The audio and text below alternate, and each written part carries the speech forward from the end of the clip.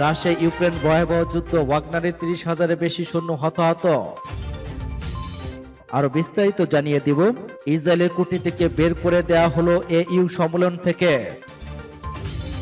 খারকিভের গুরুত্বপূর্ণ শহর মুক্ত করেছে রাশিয়ান বাহিনী। আরো জানিয়ে দিব, সিরিয়ায় ইসরায়েলি ক্ষেপণাস্ত্র হামলায় নিহত বেড়ে 15। যুক্তরাষ্ট্রে বাড়িতে ঢুকে 6 জনকে গুলি করে হত্যা। ইরানকে নিয়ে নতুন আতঙ্কে ইসরায়েল। যুক্তরাষ্ট্র সিউলকে সতর্ক করে উত্তর কোরিয়ার ব্যালিস্টিক ক্ষেপণাস্ত্র পরীক্ষা। এবং সর্বশেষে জানিয়ে দিব, তুরস্কে উদ্ধার অভিযান শেষ করার ঘোষণা। শুনছিলেন সংবাদ শিরোনাম, এখন বিস্তারিত। তবে তার আগে অনুরোধ থাকবে, এই ভিডিওতে একটি লাইক দিন এবং কমেন্টস করে জানিয়ে দিন আপনি কোন জেলা থেকে বা কোথা থেকে আমাদের সাথে যুক্ত রয়েছেন। এবং সংবাদের সর্বশেষ গুরুত্বপূর্ণ আপডেট পেতে চ্যানেলটি সাবস্ক্রাইব করে আমাদের সঙ্গেই থাকুন। ধন্যবাদ। রাশিয়া ইউক্রেনের ভয়াবহ যুদ্ধে ওয়াগনারে 30,000 বেশি সৈন্য হতাহত।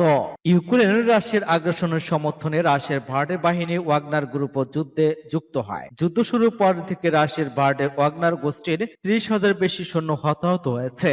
এর মধ্যে সরাসরি যুদ্ধে নিহতের সংখ্যা 9,000। শুক্রবার একটি নিয়মিত ব্রিফিং এ সাংবাদিকদের এই তথ্য জানান হোয়াইট হাউসের জাতীয় নিরাপত্তা পরিষদের মুখপাত্র জন কিরবি। যুক্তরাষ্ট্রের গোয়েন্দাদের মতে ওয়াগনার গোষ্ঠীর মোট হতাহতের অর্ধেকই ঘটে ডিসেম্বরের মাঝামাঝি সময়ে ইউক্রেনের পূর্বাঞ্চলের শহর বাখমুদে তীব্র যুদ্ধ চলাকালীন। গত বছরের ডিসেম্বর থেকে ইউক্রেনে নিহত ওয়াগনার গ্রুপের যোদ্ধাদের 90% নিয়োগ দেওয়া হয়েছিল কারাগার থেকে। কিরবির দাবি, ওয়াগনার গ্রুপ তার সদস্যপদ বাড়ানোর জন্য অপরাধীদের উপর নির্ভরশীল। ওয়াগনার গ্রুপ জেল খাটা আসামিদের কোনো ধরনের প্রশিক্ষণ ও যুদ্ধাস্ত্র ছাড়াই যুদ্ধক্ষেত্রে পাঠাচ্ছে। এমনকি এখানে আসামিদের জেল থেকে নিয়ে আসা চলমান বলে জানান তিনি। তবে গত সপ্তাহে যোদ্ধাদের আরো কারাগার থেকে নিয়োগ দেওয়া হবে না বলে জানান ওয়াগনার নেতা ইয়েভজেনি প্রিগনেভ। ব্রিফিং এ কিরবি আরো বলেন, গত কয়েকদিন ধরে বাখমুদ এবং তার আশেপাশের অঞ্চলে এই দলের উপস্থিতি ক্রমবর্ধমান হারে বৃদ্ধি পেয়েছে।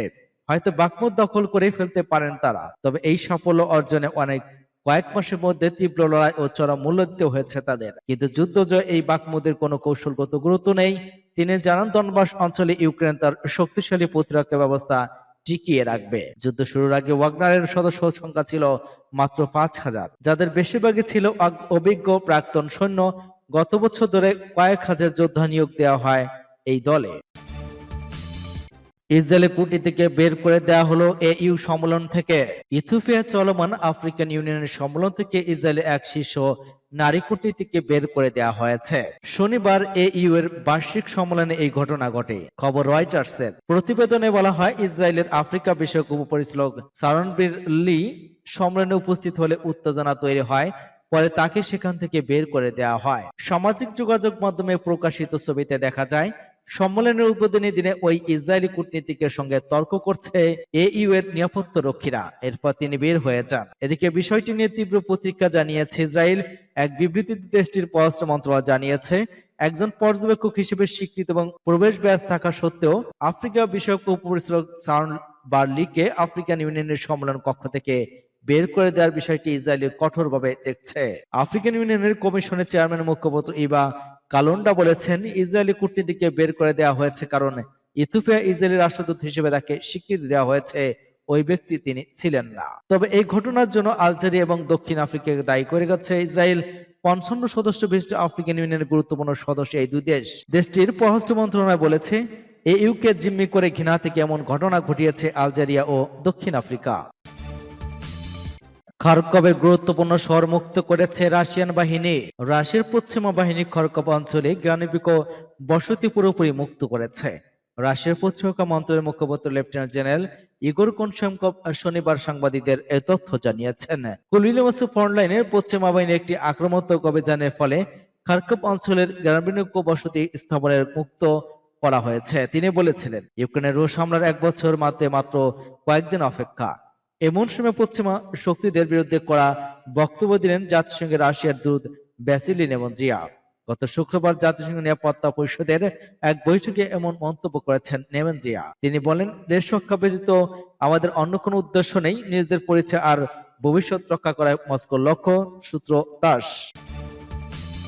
সিরিয়ায় ইসরায়েলি ক্ষেপণাস্ত্র হামলায় নিহত বেড়ে 15। সিরিয়ায় ইসরায়েলি ক্ষেপণাস্ত্র হামলায় 15 জন নিহত এবং একটি ভবন ধ্বংস হয়েছে। নিহতদের মধ্যে বেসামরিক নাগরিকও রয়েছে। Syrian observatory for human rights একথা জানিয়েছে। সূত্র মতে ইসরায়েলের দামেস্ক আশেপাশে সেখানে ইরানের সাংস্কৃতিক কেন্দ্র সহ সিরিয়ার অধিকাংশ নিরাপত্তা ইউনিটগুলো অবস্থিত, সেখানে বরাবর এই হামলা চালায়। সিরিয়ার প্রতিরক্ষা মন্ত্রণালয়ের এক বিবৃতিতে বলা হয়েছে, ইসরায়েলের দখলকৃত গোলান মালভূমি থেকে 222 জিএমটি আবাসিক এলাকা সহ দামেস্কের বেশ কয়েকটি নিরাপত্তা জোনে আগ্রাসন চালিয়েছে। বিবৃতিতে প্রাথমিক 5 জনের প্রাণহানি ও 15 জনে আহত হওয়ার খবর জানায়। এছাড়া রাষ্ট্রীয় সংবাদ মাধ্যম প্রচারিত একটি 10তলা ভবন ধ্বংস হওয়ার ছবি সেখানে দেওয়া হয়েছে। সিরিয়ায় 2011 সালে গৃহযুদ্ধ শুরুর পর থেকে ইসরায়েলি দেশটিতে অসংখ্যবার বিমান হামলা চালিয়েছে, কিন্তু আবাসিক এলাকায় হামলা চালানোর ঘটনা খুবই কম। সর্বশেষ এই হামলা কাফুর সুসা চালানো হয়, যেখানে সিনিয়র কর্মকর্তাদের আবাসস্থল, নিরাপত্তা সংস্থা এবং গোয়েন্দা সদর দপ্তরের কার্যালয় রয়েছে। ব্রিটেন ভিত্তিক Syrian observatory for human rights এর প্রধান রামি আবদেল বলেছেন, রোববার হামলা সিরিয়ার রাজধানীতে ইসরায়েলের চালানো সবচেয়ে ভয়াবহ হামলা। এসব হামলার বিষয়ে ইসরায়েলের সামরিক বাহিনী খুবই কম মন্তব্য করে, তবে ইসরায়েলি বারবারই বলে আসছে তারা কখনোই তাদের সীমান্তে ইরানের প্রভাব বাড়তে দেবে না। যুক্তরাষ্ট্রের বাড়িতে ঢুকে 6 জনকে গুলি করে হত্যা, সাবেক স্ত্রী সহ 6 জনকে গুলি করে হত্যা করেছেন এক ব্যক্তি। এই ঘটনা ঘটেছে যুক্তরাষ্ট্রের মিসিসিপি অঙ্গরাজ্যের একটি শহরে। শুক্রবার রাতে 3টি বন্দুক নিয়ে তিনি এই হত্যাকাণ্ড চালান বলে জানিয়েছেন পুলিশ। খবর বিবিসির। প্রতিবেদনে বলা হয়েছে, একটি দোকান ও 2টি বাড়িতে হামলা চালান সন্দেহভাজন ওই ব্যক্তি। এতে 6 জন মারা যান।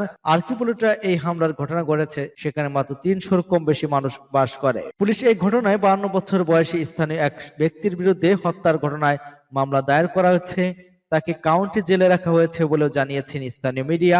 তবে কেন এই হত্যাকাণ্ডের ঘটনা ঘটেছে তা এখনো স্পষ্ট নয়। মিসিসিপির গভর্নর স্টেট রিভস বলেছেন, সন্দেহভাজন ব্যক্তি একা এই হত্যাকাণ্ড চালিয়েছেন বলে তাদের বিশ্বাস। সিরি ব্রাড ল্যান্স বলেছেন, একটি পেট্রোল স্টেশনের দোকানে ঢুকে একজনকে গুলি করে হত্যা করেন এই ব্যক্তি, তার সঙ্গে হামলাকারী কোনো সম্পর্ক নেই। সিএনএন এর প্রতিবেদনে বলা হয়েছে, এরপর কাছেই একটি বাড়িতে গিয়ে গুলি চালান ওই ব্যক্তি।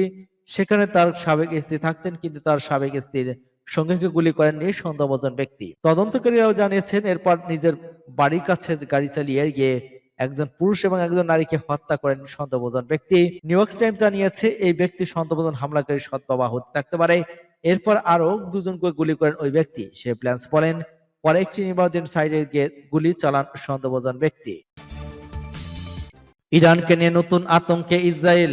ইরানকে নিয়ে নতুন আতঙ্কে ভুগছে ইসরায়েল। সমরাস্ত্র তথা ড্রোন শিল্পে ইরানের ঈর্ষণীয় সাফল্যে ইসরায়েল এই আতঙ্কের মূল কারণ। দেশটির প্রতিরক্ষা মন্ত্রীর বক্তব্যে এই আতঙ্ক প্রকাশ পেয়েছে। ইসরায়েলি প্রতিরক্ষা মন্ত্রী ইয়োব গ্যারেন্টের বরাতে রয়টার্স জানায়, শুক্রবার ইসরায়েলি প্রতিরক্ষা মন্ত্রী বলেছেন, ইরান তার ড্রোন এবং প্রিসিশন গাইডেড মিসাইল নির্ভুলভাবে আঘাত হানতে সক্ষম যুদ্ধাস্ত্র বিক্রির বিষয়ে অন্তত 50টি দেশের সঙ্গে আলোচনা করেছে। তিনি আরো বলেছেন, নানা নিষেধাজ্ঞা সত্ত্বেও সংশ্লিষ্ট অঞ্চলের বাইরে নিজের উন্নত অস্ত্রের বিস্তার ঘটাচ্ছে ইরান। ইরান ড্রোন শাহেদ 136 এর প্রথম বৈশিষ্ট্য হলো এটি বিস্ফোরক নিয়ে সরাসরি লক্ষ্যবস্তুতে নিজেই বিস্ফোরিত হয়।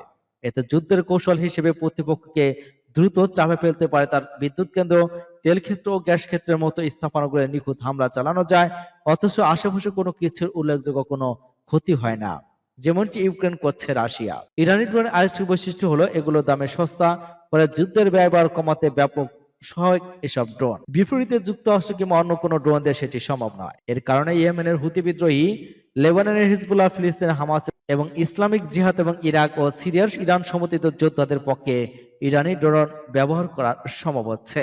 শুধু এসব যুদ্ধই নয়, বরং সাম্প্রতিক সময় অনেক দেশে প্রকাশ্যে কিংবা অপ্রকাশ্যে ইরানি ড্রোন কিনছে। আফগানিস্তান, আজারবাইজান, তুর্কমেনিস্তান, কিরগিজস্তান, কাজাকিস্তানের মতো দেশগুলো ইরানি ড্রোনের অন্যতম ক্রেতা, যদি এসব দেশ তুরস্ক এবং অন্যান্য দেশের ড্রোন মজুত করেছে।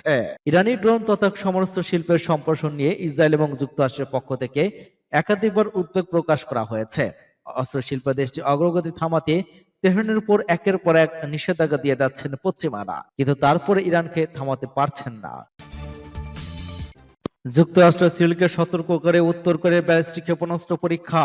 উত্তর কোরিয়া রোববার বলেছে তারা ওয়াশিংটন এবং সিউলের জন্য সতর্কতা হিসেবে একটি আন্তঃমহাদেশীয় ব্যালিস্টিক ক্ষেপণাস্ত্র পরীক্ষা চালিয়েছে। তারা বলেছে, আশ্চর্যজনকভাবে সফল এই মহড়ার মাধ্যমে মারাত্মক পারমাণবিক পাল্টা আক্রমণের পিয়ংইয়াং ক্ষমতা প্রদর্শন করেছে। নেতা কিম জং উন শনিবার সকাল 8টায় হঠাৎ উৎক্ষেপণের মহড়ার মধ্যে দিয়েছিলেন এবং বিকেলে পিয়ংইয়াং বিমানবন্দর থেকে একটি হোয়াংসো পুনরায় ক্ষেপণাস্ত্র উৎক্ষেপণ করা হয়। 2017 সালে প্রথম এটির পরীক্ষা চালানো হয়েছিল। সরকারি কেছিনের রিপোর্টে একথা বলা হয়। দক্ষিণ কোরিয়ার সামরিক বাহিনী বলেছে তারা শনিবার একটি আইবিএস উৎক্ষেপণ শনাক্ত করেছে।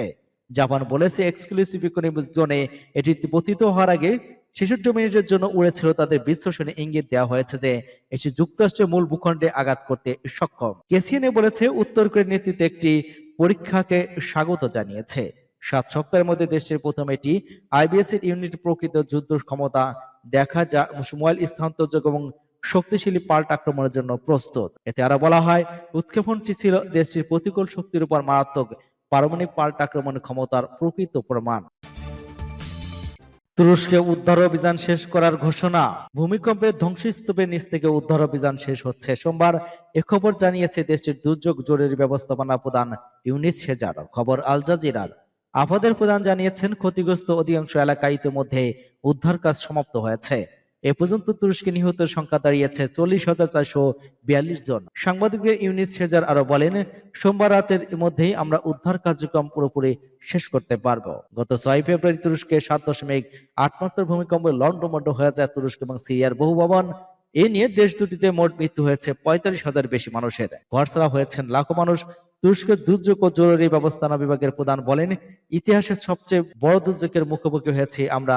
11টি প্রদেশে ক্ষতিগ্রস্ত হয়েছে প্রাণ মরণঘাতী এই ভূমিকম্পে। এদিকে বিশ্ব স্বাস্থ্য সংস্থার ধারণা বর্তমানে তুরস্ক সিরিয়া 2.5 কোটির বেশি মানুষের মানবিক সহায়তা প্রয়োজন।